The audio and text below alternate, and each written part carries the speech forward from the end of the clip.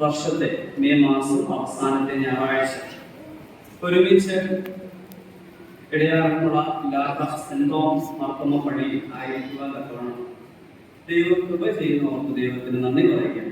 ആദ്യമായിട്ടാണ് ഞാൻ ഈ ഒരു ഭാഗത്തോട്ടൊക്കെ വരുന്നത്.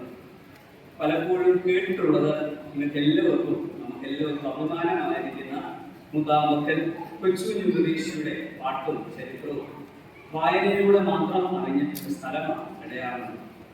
കഴിഞ്ഞ നാളുകളിലൊക്കെ പ്രിയപ്പെട്ട ടി സക്രിയ അച്ഛനോടും അതിനുശേഷം ഒരു സാഹചര്യം ഒത്തു വന്നപ്പോൾ പ്രിയപ്പെട്ട നൈനം ചാണ്ടി അച്ഛനോടും ഇവിടെ വരുവാൻ ആഗ്രഹം പറഞ്ഞപ്പോൾ എല്ലാം ഒത്തു വന്നത് ഈ ഒരു ആഴ്ചയാണ്.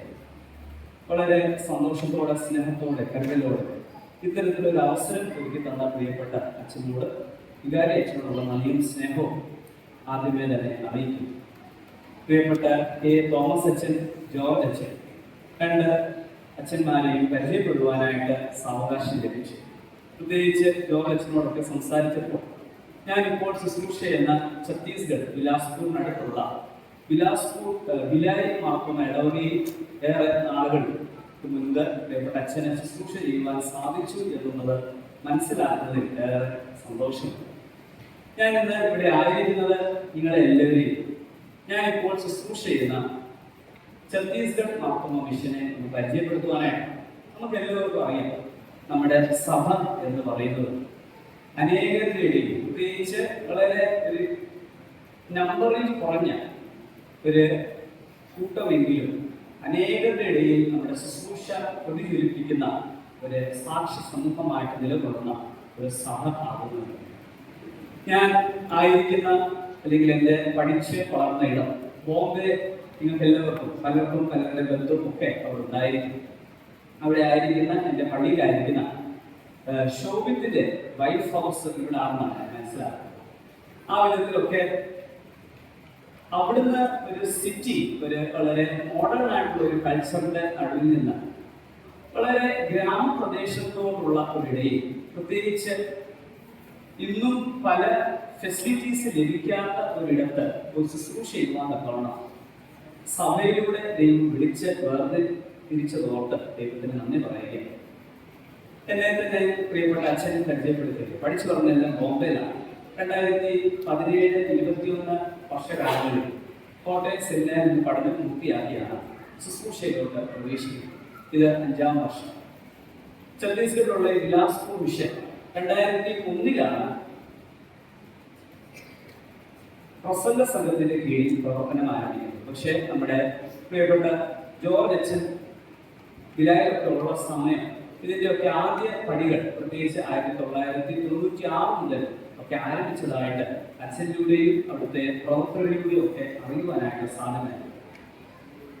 മധ്യപ്രദേശിൽ നിന്ന് 2001 ഈ ഒരു സ്ഥലം ബിലാസ്പൂരിൽ അല്ലെങ്കിൽ ഛത്തീസ്ഗഡ് എന്ന ഒരു സംസ്ഥാനം പോലും രൂപീകരിക്കാനായിട്ട് സാധ്യതയാണ്.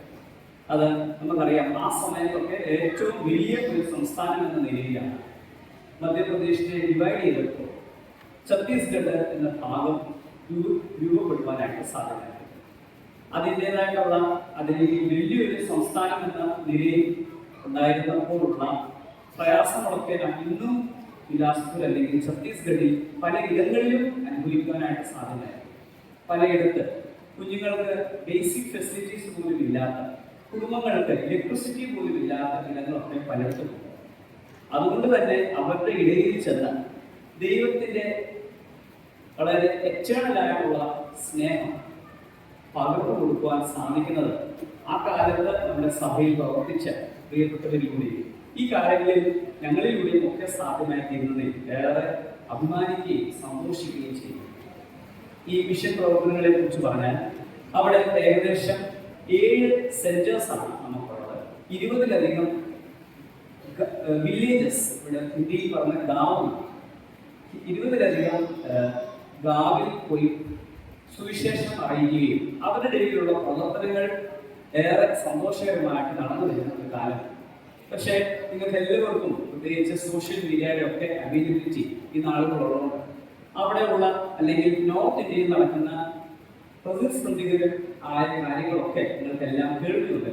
കഴിഞ്ഞ നാളുകളിലാണ് അവിടെ രണ്ട് സിസ്റ്റേഴ്സിനെ വളരെ വളരെ അതിക്രമിച്ച് അവരെ അറസ്റ്റ് ചെയ്യുകയൊക്കെ ചെയ്യുന്നു. അതല്ലാതെ തന്നെ ഒത്തിരിയധികം ആരാധന സമൂഹങ്ങൾ, അത് ക്രിസ്ത്യൻസ് ആയിക്കൊള്ളട്ടെ മുസ്ലിംസ് പൊതുവെ ആ സ്റ്റേറ്റിൽ കുറവാണ്.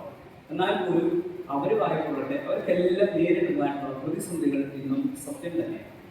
അതുമായിട്ട് ബന്ധപ്പെട്ടാണ് എനിക്കും ഇവിടെ നിൽക്കുവാനായിട്ട് സാധിക്കും. ഈ 20 അധികം ഗ്രാമപ്രദേശങ്ങളിൽ നിന്ന് ഏകദേശം 120ഓളം കുടുംബങ്ങൾ നമ്മുടെ മാർത്തോമാ സഭയുടെ വിശ്വാസത്തിലും നമ്മുടെ പൈതൃകത്തിലും ഒക്കെ വളർന്നു വരികയാണ്. വളരെ റെഗുലറായിട്ട് മാസത്തിൽ ഒരാഴ്ച ഹിന്ദിയിലുള്ള വിശുദ്ധ കുർബാന ശുശ്രൂഷകൾ അവിടെ നിർവഹിക്കപ്പെടുന്നു. പ്രാർത്ഥനകൾ അവിടെ നടത്തപ്പെടും. കഴിഞ്ഞ നാളുകളൊക്കെ ഭവനങ്ങളിലൊക്കെ പ്രാർത്ഥന നടന്നു വന്നിരുന്നു.